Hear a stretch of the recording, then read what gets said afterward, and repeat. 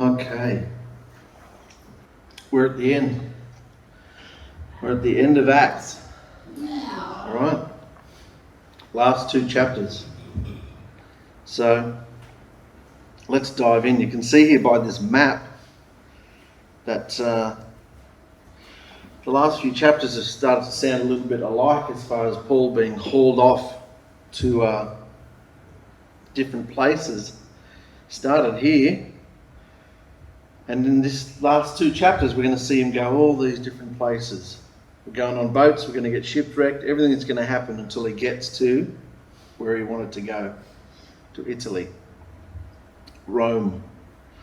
What we have here is a true story, verifiable in its authenticity.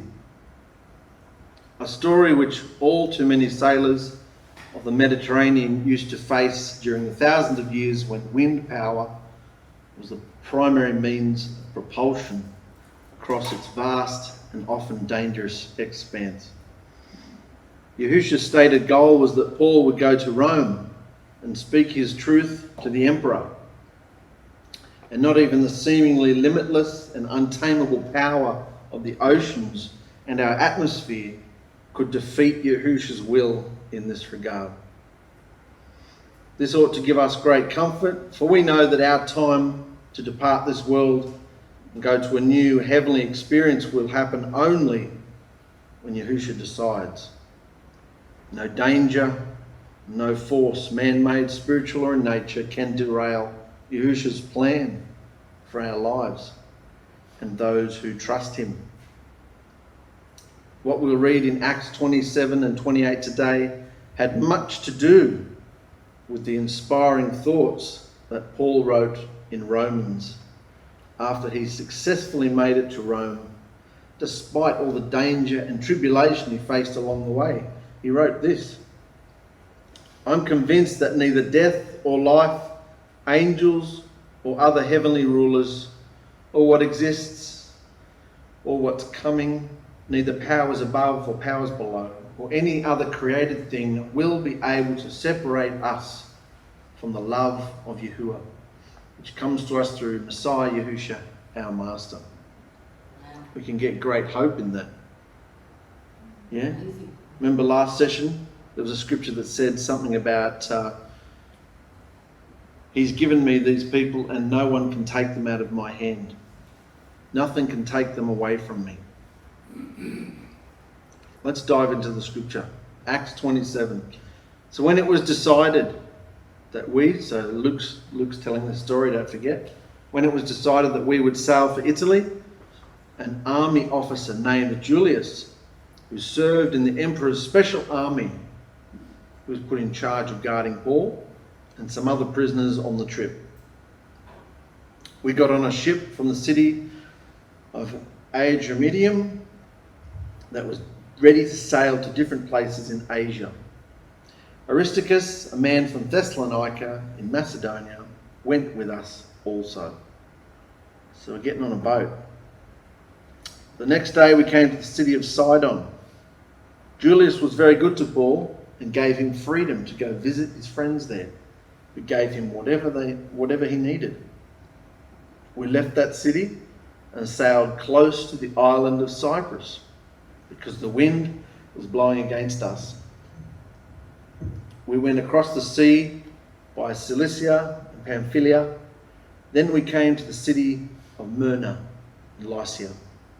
There the army officer found a ship from the city of Alexandria that was going to Italy. So he put us on it. The next day we came to the city of Sidon. Julius was very good to Paul and gave him freedom to go visit his friends there, who gave him whatever he needed. We left that city and sailed close to the island of Cyprus because the wind was blowing against us. We went across the sea by Cilicia and Pamphylia. Then we came to the city of Myra in Lycia. There the army officer found a ship from the city of Alexandria that was going to Italy. So he put us on it. We sailed slowly for many days. It was hard for us to reach the city of Cnidus because the wind was blowing against us. We could not go any further that way, so we sailed by the south side of the island of Crete near Salmon. We sailed along the coast, but the sailing was hard. Then we came to a place called Safe Harbours, near the city of Lasea. We had lost much time, and it was now dangerous to sail, because it was already after the Jewish day of fasting, Day of Atonement. So Paul warned them, "Men, I can see that there will be a lot of trouble on this trip. The ship, everything in it, and even our lives may be lost." But the captain and the owner of the ship didn't agree with Paul. So the army officer accepted what they said instead of believing Paul. Also, that harbour was not a good place for the ship to stay for the winter, so most of the men decided that we should leave there. They hoped we could reach Phoenix, where the ship could stay for the winter. Phoenix was a city on the island of Crete. It had a harbour that faced southwest and northwest. Interesting fun fact, in 2 Corinthians 11, Paul says that he was shipwrecked 3 times. 3 times he went through this experience. Then a good wind began to blow from the south. The men on the ship thought, "This is the wind we wanted, and now we have it." So they pulled up the anchor. We sailed very close to the island of Crete. But then a very strong wind called the northeaster came from across the island. This wind took the ship and carried it away. The ship could not sail against the wind, so we stopped trying and let the wind blow us. Interesting, they stopped trying to fight going against the wind, so they just let flow with the wind. You're in a sailboat, got to go where the wind's flowing. We went below a small island named Clauda. With the island protecting us from the wind, we were able to bring in the lifeboat, but it was very hard to do. After the men brought the lifeboat in, they tied ropes around the ship to hold it together. The men were afraid that the ship would hit the sandbanks of Syrtis, so they lowered the sail and let the wind carry us. Here it is again, let the wind carry us. The next day the storm was blowing against us so hard that the men threw some things out of the ship. A day later, they threw out the ship's equipment. For many days we could not see the sun or the stars. The storm was very bad. We lost all hope of staying alive. We thought we would die. The men did not eat for a long time. Then, one day, Paul stood up before them and said, "Men, I told you not to leave Crete. You should have listened to me. Then you would not have all this trouble and loss. But now I tell you to be happy. None of you will die, but the ship will be lost. Last night an angel came to me from Yahuah, the Elohim I serve and belong to. The angel said, 'Paul, don't be afraid. You must stand before Caesar.' So Yahusha has given you this promise. He will deliver the lives of all those sailing with you. So men, there is nothing to worry about. I trust Yahusha, and I'm sure everything will happen just as his angel told me. But we will crash on an island somewhere." And on the 14th night, we were still being blown around in the Adriatic Sea. The sailors thought we were close to land. They threw a rope into the water with a weight on the end of it. They found that the water was 120 feet deep. They went a little farther and threw the rope in again. It was 90 feet deep. The sailors were afraid that we would hit the rocks, so they threw 4 anchors into the water. Then they prayed for daylight to come. Some of the sailors wanted to leave the ship, and they lowered the lifeboat to the water. They wanted the other men to think that they were throwing more anchors from the front of the ship. But Paul told the army officer and the other soldiers, if these men do not stay in the ship, you will lose all hope of survival. So the soldiers cut the ropes and let the lifeboat fall into the water. Just before dawn, Paul began persuading all the people to eat something. He said, for the past 2 weeks you have been waiting and watching. You have not eaten for 14 days. Now I beg you to eat something. So the food was there, they weren't eating it because of all the stress and the waves and the wind and the storms. Now I beg you to eat something. You need it to stay alive. None of you will lose even one hair off your heads. After he said this, Paul took some bread and thanked Yahusha for it before all of them. He broke off a piece and began eating. All the men felt better and started eating too. There were 276 people on the ship. That's a lot of bread. We ate all we wanted. Then we began making the ship lighter by throwing the grain into the sea. When the daylight came, the sailors saw land, but they did not know what land it was. They saw a bay with a beach and wanted to sail the ship to the beach if they could. So they cut the ropes to the anchors and left the anchors in the sea. At the same time, they untied the ropes that were holding the rudders. Then they raised the front sail into the wind and sailed towards the beach. But the ship hit a sandbank. The front of the ship struck there and could not move. Then the big waves began to break the back of the ship to pieces. So it's happening as Paul said. They're going to lose the ship. The soldiers decided to kill the prisoners so that none of the prisoners could swim away and escape. But Julius, the army officer, wanted to let Paul live. Remember, Paul's a prisoner here. So he did not allow the soldiers to kill the prisoners. He told the people who could swim to jump into the water and swim to land. The others used wooden boards or pieces of the ship, and this is how all the people went safely to land. What about that?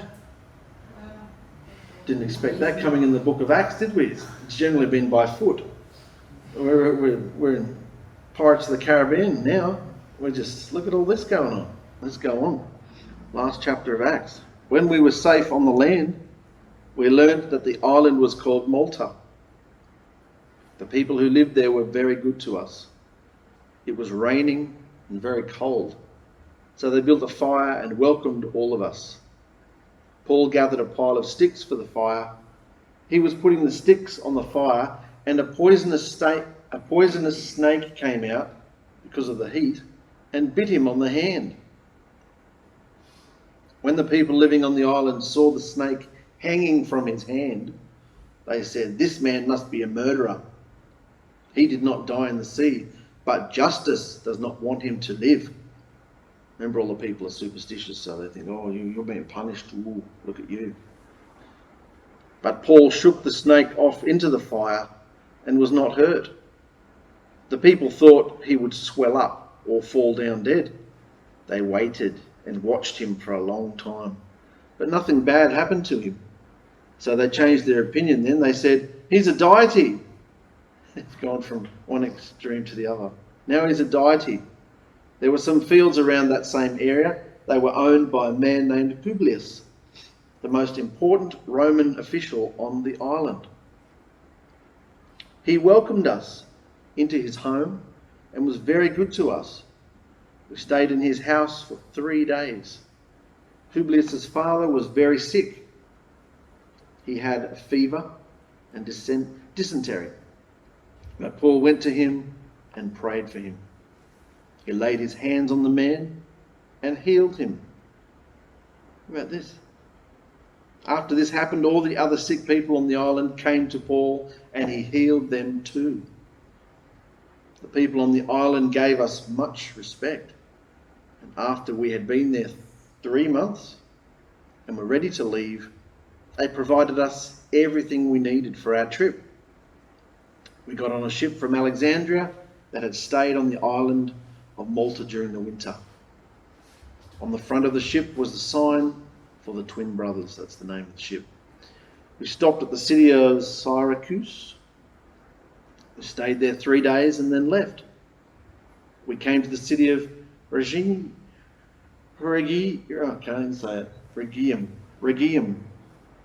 Came to the city of Rhegium. Next day a wind began to blow from the southwest, so we were able to leave. A day later we came to the city of Puteoli. We found some believers there who asked us to stay with them a week. Finally we came to Rome. The brothers and sisters in Rome heard about us and came out to meet us at the market of Appius and at the 3 inns. When Paul saw these believers, he thanked Yahusha and felt encouraged. When we came to Rome, Paul was allowed to live alone. He didn't have to have guards all around him. So how many years has he been a prisoner now? Just waiting, getting up into the hierarchy of all the officials, and now he's been sent to Rome, to the emperor, to Caesar. There were perhaps as many as 50,000 Jews living in Rome at this time, and so there would have been many leaders. We find that the Roman Jews don't have a great connection to the Jews of the set-apart land. Got that? See the map again? It's a long way, particularly by boat. These Jews over here, they've been scattered over here, but they don't have much to do with the Jews that we've been talking about for most of Acts, and their influence and their hatred. They don't have the same feeling. They don't have much to do with the Jews from Jerusalem. It might be too strong to characterise it as an us and them sort of relationship, but clearly the long distance between Jerusalem and Rome and the totally different lifestyles represented by the residents of each place created a challenging barrier between the tolerant Jews of Rome versus the zealous Jews of Jerusalem. So there's a difference between the Jews. They're tolerant of Paul, they're friendly. They're not being influenced by the zealots and the Pharisees and the Sadducees that are all down here in Jerusalem.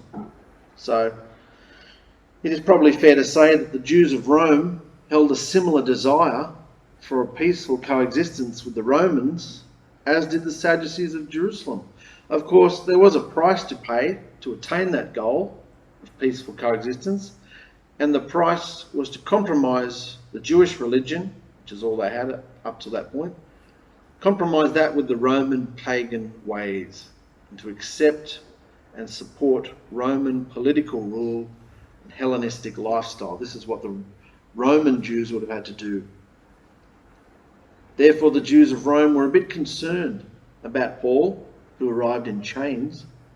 Was he a rebellious troublemaker? They had heard about the way, and they knew of Paul as a spokesperson of this movement, and now he shows up as a prisoner.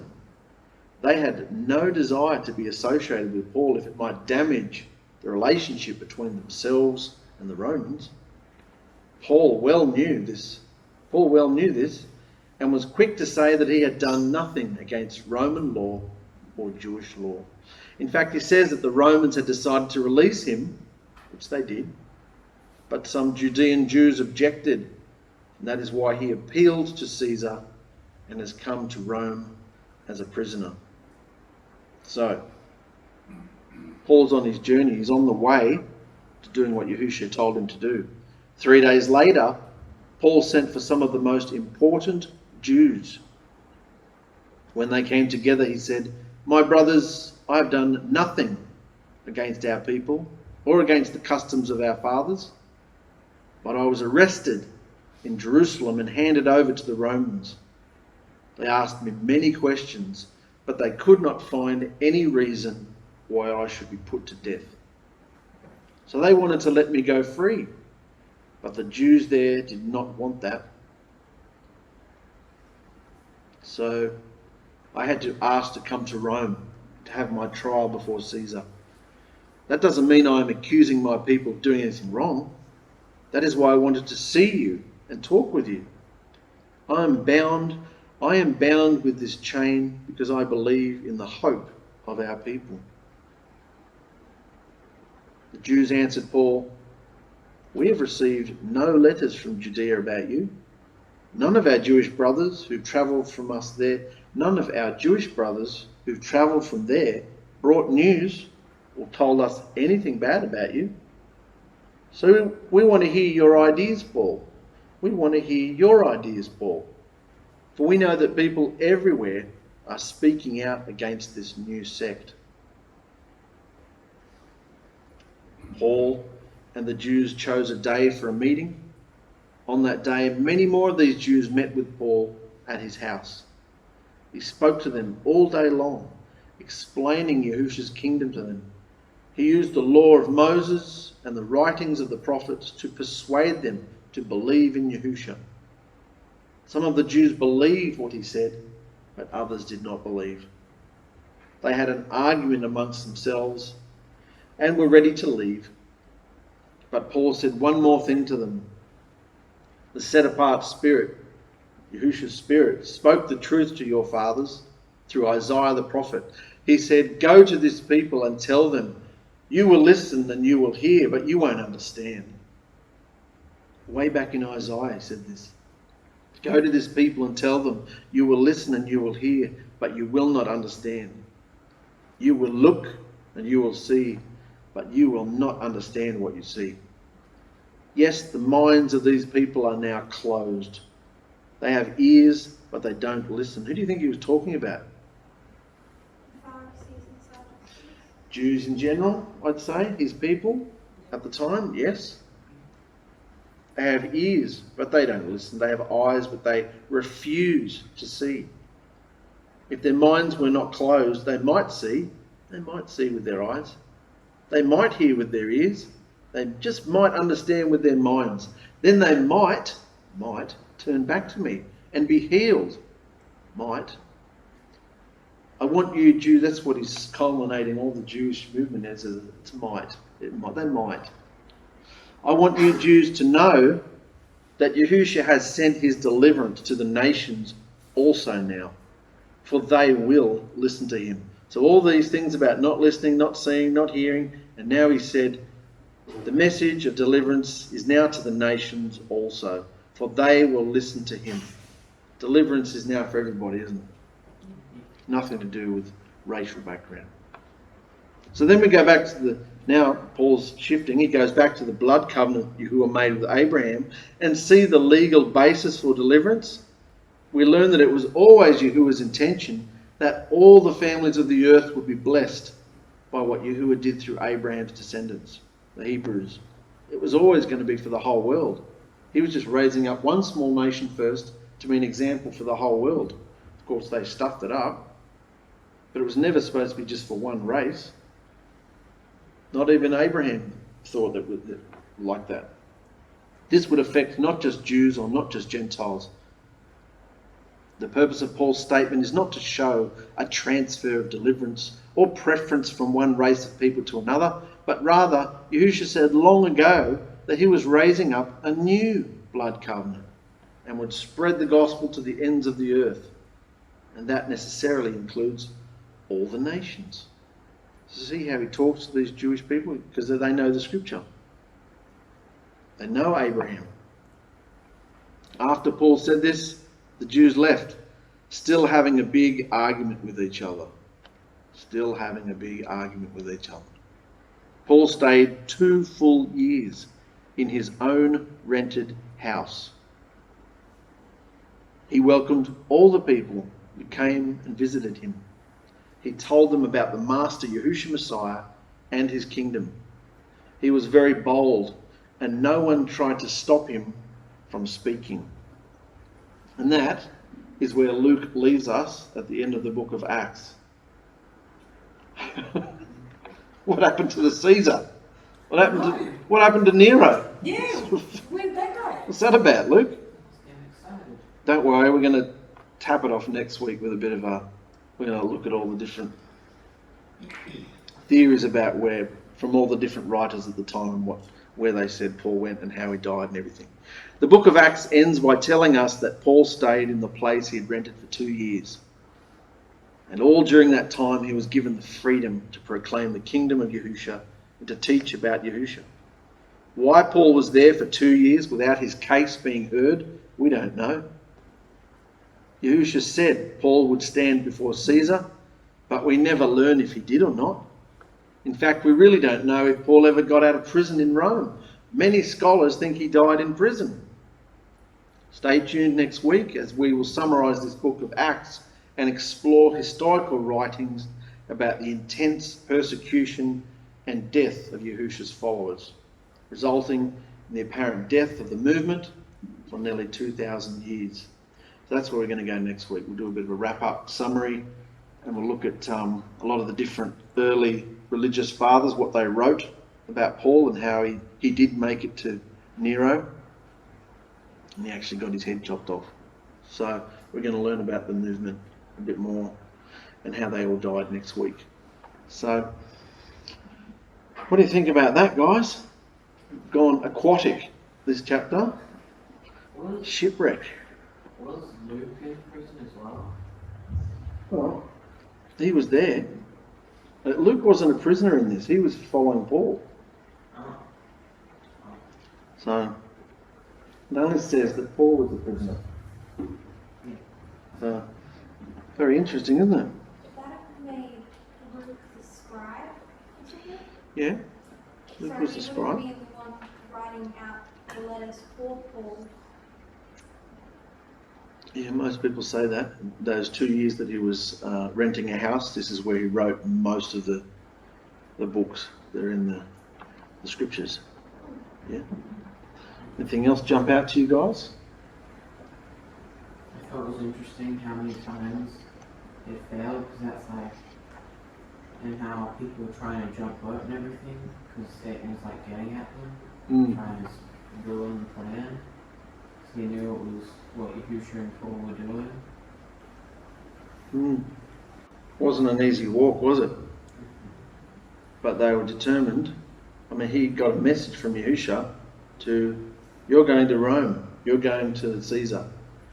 And everybody tried to, just like from Jerusalem, don't go to Jerusalem, Paul. They were crying and trying to deter him, weren't they? And he had a mission and he was going to follow it. So, very encouraging, guys. Put the music on, darling. As we come tonight to Yahusha's altar, I'd like you to all close your eyes. I'd like you to consider the journey we've been through the book of Acts. Yahusha's showing us what determination and what strength was given to these first day apostles. And I know myself, when I look at these apostles and I see how bold they were, I get really upset. I see that I've not been that kind of person, and so it's really confronting, really upsetting to me. But I can see that Yahusha's put us on a pretty amazing path. And that path involves coming together like this. It involves praising his name. It involves cleaning out, constantly cleaning out. Yahusha understands what we're up against. That's something we don't realise enough. Yahusha understands exactly what we're up against. He's always here with love, always here with kindness. He wants us to offload ourselves to him. He wants us to come before him and cleanse out. So brothers and sisters, if you want like prayer tonight, come down and Yahusha will help you, strengthen you. Hallelujah.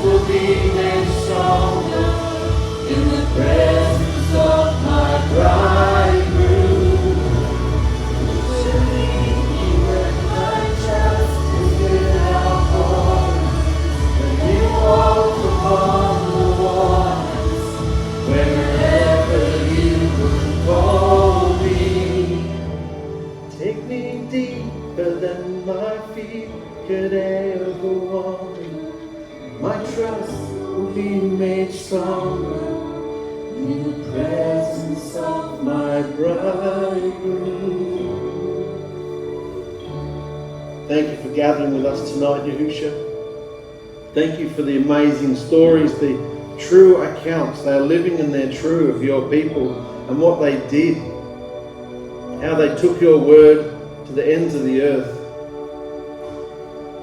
May we find courage and may we find strength to do the same thing in our day-to-day lives, to grow a backbone and be bold for you and speak out when we need to speak out. And also to have the self-control to behave ourselves and shut our mouths when needed to as well. We want to have this supernatural experience, Yahusha. Crying out and asking you to continue to live in your promise that you will never leave us, never forsake us. You are guiding us and leading us to this amazing marriage home that you're preparing for us. We love you so much, Yahusha. We pray for all our friends and families.